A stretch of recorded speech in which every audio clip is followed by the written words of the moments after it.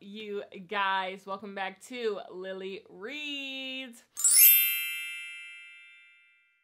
Okay, so in today's video, we gotta get toxic. We gotta talk about my 10 least favorite books of the... A lot of people really like filming their least favorite books video. I do not, because number one, I have to remember these books. Like, to be my least favorite, I literally left in absolute disgust. And the good thing about this year reading year is that I don't think any of the books I read this year were absolutely like, how did you even make it to print bad? So I don't have like these deep feelings for any of these books, and this deep anger towards any of these books, but these still are the 10 worst books I read, and yes, all of them are bad. Like, all of them are bad to me. So let's get right on into it, starting with Megan Miranda, the girl from Widow Hill. So in this book, there was a girl, a little girl. One day she was swept away in a storm drain during a tornado or something, and we meet back up with her in the future. She is grown now.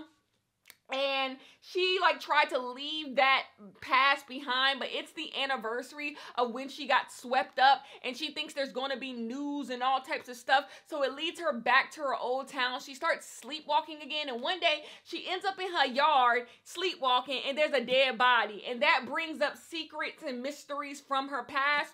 You guys, everything I just told you in this synopsis, you could skip maybe 100 pages before any of that happens. You spend the first beginning of the book like doing nothing with the story, and so you're left with the other half of the story where everything is rushed, nothing makes any sense. It's quite silly, if I'm being honest. This is not a good book. This is just one of those like mystery books, like your mother's mystery book. Like, it's just not for me. It's boring. There's nothing there. The characters aren't good. There's a plot twist in this book that is so easy. Like, from a mile away, you're gonna catch it. From a mile away, you're gonna catch it. You're gonna catch this plot twist so much that you're gonna believe, you're gonna convince yourself, you're gonna gaslight yourself into believing it can't be the plot twist. Like, no, like, this can't be what the plot twist is, but you'll see it. Once it happens, you'll know it's coming, and it is, and you skip this book. Next thing, Megan Miranda, come get some more juice. I got more juice for you.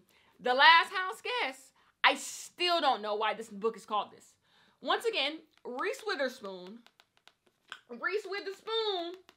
we are not friends. If Reese Witherspoon puts her little sticker on something, I am going to hate it. And it happens every single time. The Last House Guest did not evade that. In this book, we are following a girl who was a friend to a very rich family. She's not rich. Both of her parents are dead.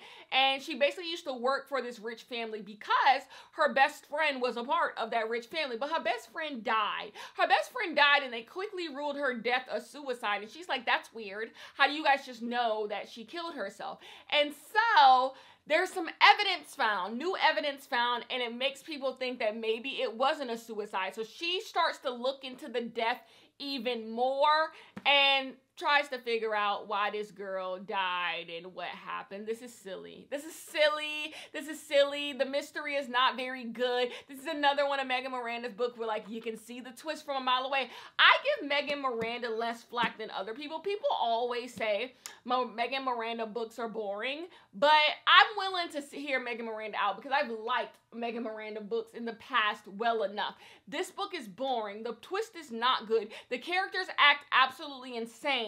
And then you get the plot twist, and it's just like, all this for this? Yeah, no. One out of 5 stars. Not good. Going to be saying bye to it. The next book we have, Bunny. I don't get it.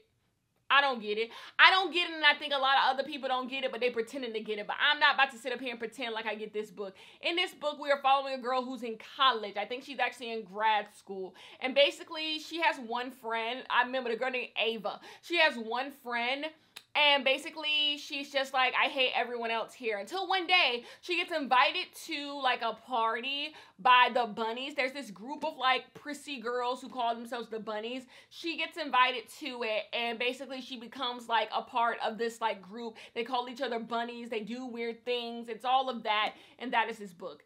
If this book was that, what I just said, I could totally be down for this. But this book takes on its own weird type of story. What's real, what's not, who's thinking this, whose head are we in, what is going on that is not my taste. There are certain books like this they get really weird, and I always immediately, when they get to getting weird, I say, oh, this is not for Kenya. There are just certain books that are anti-Kenya books. I can do magical realism. I can do magic, but I cannot do when we're playing with reality, kind of. I do not like that. I never like it in a book. Like, I do not like when books start playing with reality. Is something real? Is something not? Is something there? And I would say that's what this book is doing, but I don't know what this book is doing. I spent most of this book confused out of my mind. So, worst book of the year, not for me. I don't know what to tell you. The next book, The Last Housewife. This book is here because, one, I don't like being lied to. This book is nothing about housewives. Now, you should have said, Kenya, how about you read the synopsis? But that's no fun. I think reading the synopsis of a book is no fun.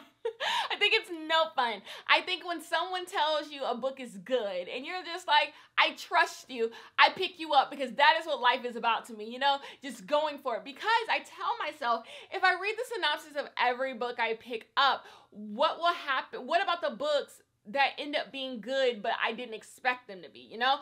I think it allows for me, because I think you should read books you think you'll enjoy and books you think you won't enjoy. So, like, just pick up the book and see what happens. So, in this book, I thought this book was about housewives. It's not. We are following a girl. She used to be in like a weird relationship with this weird, powerful guy back in college. Her and her friends used to do really weird stuff together. And she's noticed that all her friends now dropping dead. They are all dropping dead. Now, she has assumed a new identity to get away from what happened in college. We as the reader don't know what happened in college, but she has assumed a new identity to get away from what happened. But when another person comes up missing or dead, she decides to get some help from an old friend to figure out what is happening. And from this getting help, they go back down memory lane. We learn what's going on. Okay. Number one, this book is not about housewives. Number two, the book does the nanny boo-boo. I know something you don't know. I just think that is such a cheap way to tell a thriller. When, like, a main character has a secret and they don't let the reader in on the secret until, like, 35, 40%, 50% of the way through, just because they want you to stay invested. Like, tell me what's going on, then let me decide if I want to be invested. But this book does that. And then I'm going to say it, spoiler alert, this book gets culty. I don't even read a lot of cult books, and I don't want to read cult books. It's just not for me. Like I said, I just don't, it's not my thing. Secret societies, cults, books about group things. And it's so crazy because I love group activities in real life. So I don't know why I don't like books about, like, groups of people. I don't like it. It never interests me in any way. Secret societies, group cults and all, keep clubs, different types of clubs. Like, it's not me. I don't like the lockness of it all. So it's not me. This was not a Kenya book, and I also don't think it was all that good, even if it was a book for me. So didn't enjoy that very much. The next book is The Woman in Cabin 10. This book actually starts off promising, but then just quickly turns into some mess. So in this book, we are following a girl who is going on a cruise for her job. Someone backed out because they were pregnant, so now she gets to go on the cruise. She's so excited to go. One day she is getting ready, and this woman knocks on her door, and it's like, can I borrow some mascara? She's like, sure, girl. And she gives the girl the mascara back, The girl gives her the mascara back, and they kind of like move on, whatever. So one day she wakes up and she hears something going on outside, and she thinks she hears someone throwing a dead body over the boat. And so she's just like, what the fuck is going on? So she calls the people who work on the boat, and she's like, I think somebody just threw a dead body over the boat. And they're like, who you think did it? She says, the woman in cabin 10. They said, there's not no woman in cabin 10. She said, how can that be when I lent her mascara last night? And they like, we don't know what you're talking about. So now we have to realize, is there a woman in cabin 10? Did they throw off a dead body? What's going on? Is our character going crazy? This book, I wouldn't say quickly, this book slowly dives into bullshit. Like the last act of this book is so boring, number one. Like this book takes everything that's interesting about it and quickly just makes it uninteresting. Like one at a time, it unravels everything you enjoyed about this book. It's like, oh, here was a plot. Oh yeah, let's give it a bad ending. Here's a plot, let's give it a bad ending. Like one by one, you're just disappointed and let down. And so what you're left with is a book that is just not good. That is just not good. It is foolishness, it is silly, and it's not for me. Next, we can move on to Peter Swanson. Remember, if you watch my best books of the year, Peter Swanson was in it with 8 Perfect Murders. Well, you can't win them all. Even Louis Vuitton makes mistakes because Every Vow You Break is not good at all. One of the worst books I read this year, clearly. In this book, we are talking about a woman who is going to get married. She's going to get married to a rich man, but before she gets married, she ends up cheating on her fiance. And so she's at the wedding and everything's going well. Things are a little weird, but she's not thinking anything of it. And she sees the guy that she cheated with at the wedding. She's like, that's fucking weird. But she moves on because she's just like, I'm married now. My man got money. I don't know what you want from me. And then they go to the honeymoon and he shows up again. And she's just like, I got to get to the root of why this man is following me and what's going on. Whatever you think is happening in this book is exactly what's happening in this book. And even if you're wrong, don't even try to find out. Whatever you want to have happened in this book, let that be what happened in this book. But the obvious thing that's happening in this book is what's happening in this book. This book is not good. This book is phoned in. It's crazy how I think 8 Perfect Murders is so inspired and so good. And this book is just nothingness. The characters are like nothingness. I don't like, there's nothing interesting about them. They're just people you put in a book for a very flat story. They're flat characters. They can do what they want to do, be who you want them to be. Like, there's nothing interesting about them. There's no real details on them as characters. The weakest part of this is the characters. And then a weak plot don't help them characters out. So that's that on that. Not for me. The next book that we have. Everyone in my family has killed someone, except I'm lying because there are some people in my family who haven't killed someone. Even though I told you in this book I wasn't going to lie to you about that. Everything I say to you is the truth. That's not true because some people in my family actually haven't killed someone when you really get into the details. That's what pissed me off the most about this book. In this book, we are following a guy who he is going on a mountain trip with his family because his brother is getting out of jail. Keep in mind, he sent his brother to jail, so he is not looking forward to it, and he owed his brother some money. So he's just like, I'm not looking forward to this. But the biggest issue is everyone in his family has killed someone, and they're all going on vacation. This book is trying so hard to be clever that there's nothing clever about it. It's trying so hard to be interesting. It's trying so hard to be like, ha, this is so funny. You see, everyone in my family has killed something. I'm talking directly to you as the reader, that it forgets that it needs to be a good mystery book, because at the root of this is a mystery. It needs to be a good mystery book. Number one, the mystery is clockable from a mile away. The mystery is clockable from a mile away, not because there's breadcrumbs and you're just like, whoa, I can, deduce that this is who did it. No, because there's no other characters in the book who could have done it. There's no other characters in the book who could have done it, because this book spends so much time trying to be cheeky that it's not even flushing out the entire world. So, like, I guessed who did the goddamn thing, because it's just like, who else in this book could have did it? And then, like I say, he lied. He gave us all types of rules that he was going to abide by. He starts breaking the rules left and right, and I'm just like, what's the fucking point of doing that if you're going to break all of the damn rules? And then it's convoluted. This book is also really hard to follow. Like, this isn't well done as a mystery, and that's, I think, the biggest thing. Like, it's not a well done book to me. I think this book is poorly written. I have my issues, clearly. And yeah, that's everyone in my family has killed someone, kind of, sort of, maybe. If you think about it too much, no, everybody in my family hasn't killed someone. Let me not even get into it. A late entry into this entire thing is Homebodies. I know I did not want to put Homebodies in here, but I had to. In this book, we are following a girl who is based in New York City. She is a writer, and she gets word from another writer at her magazine that she gonna get fired, girl. They looking for somebody else for your job. And she said, me, what, fired? And she becomes really paranoid until one day they do actually fire her, and she becomes kind of like lost. She doesn't know what to do, but all she does know is that this place treated her really badly. So before she, moves on to the next thing. She decides to write an open letter about like what happened to her, what she experienced, and she posted on Twitter, and she decides to go move back home for a little bit. And that's pretty much the story. That's what this book is about.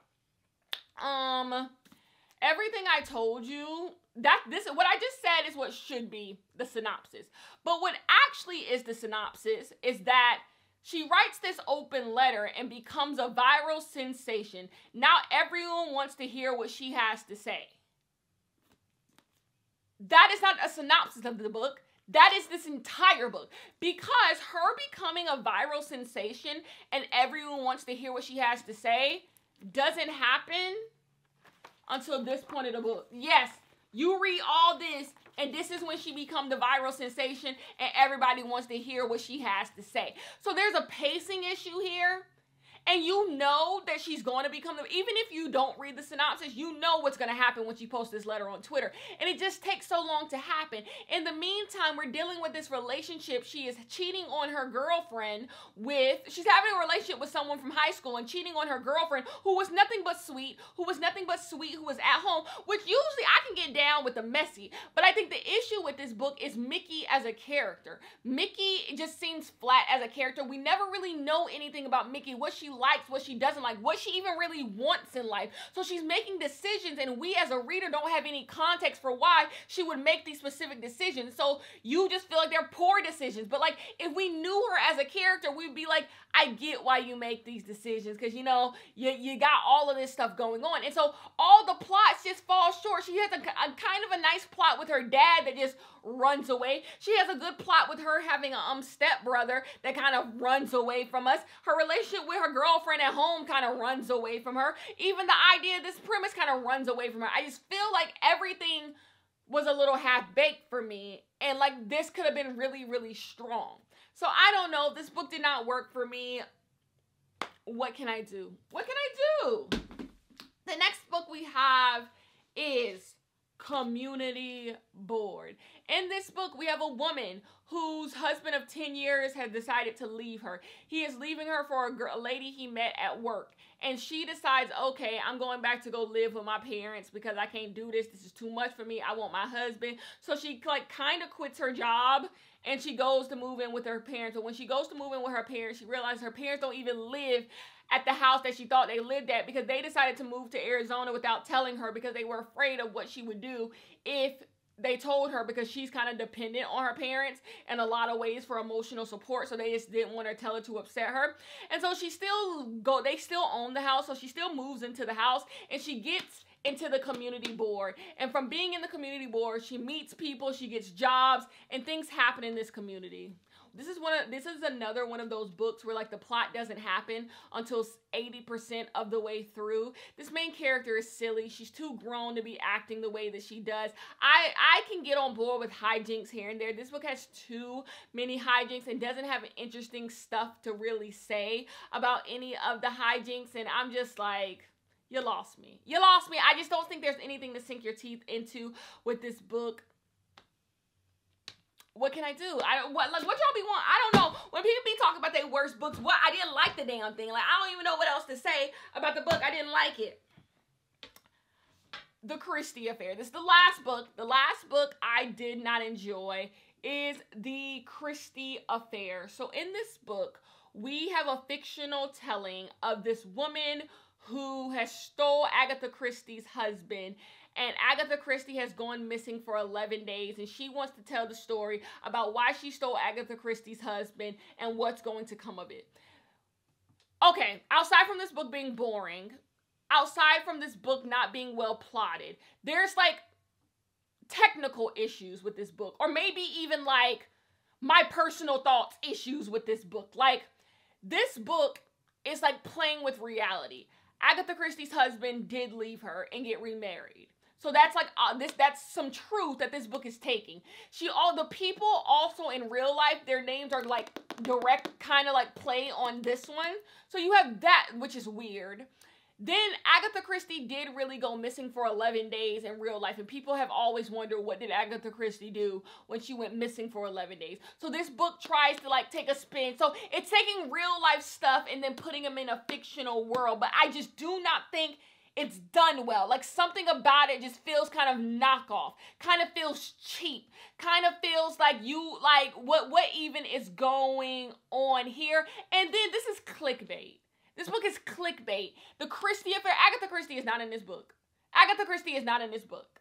Agatha Christie has nothing to do, honestly, with this book. Because this book is fictional, but you're using something real, you're constantly, as the reader, thinking about Agatha Christie, what's going on with Agatha Christie. So it's really hard to get into the world of this main character because you're just like, why should I care what's going on with Agatha Christie? Why is she missing? You took Agatha Christie's husband. So this book very quickly, honestly, stops being about Agatha Christie, and then it takes on this completely fictional plot that has nothing to do with Agatha Christie, and that's what this book is really about. So I'm just like, why couldn't you have just made a book about this fictional plot, which probably would have been perfectly fine, and left Agatha Christie and her cheating ass husband out of it? I don't get it. I don't get what this book, like, it's trying to play with fiction and reality too much, and then when I get on board with you doing that, you just go off on this completely made up plot that's also kind of boring, because I've already gotten on board with you talking about Agatha Christie and her cheating husband.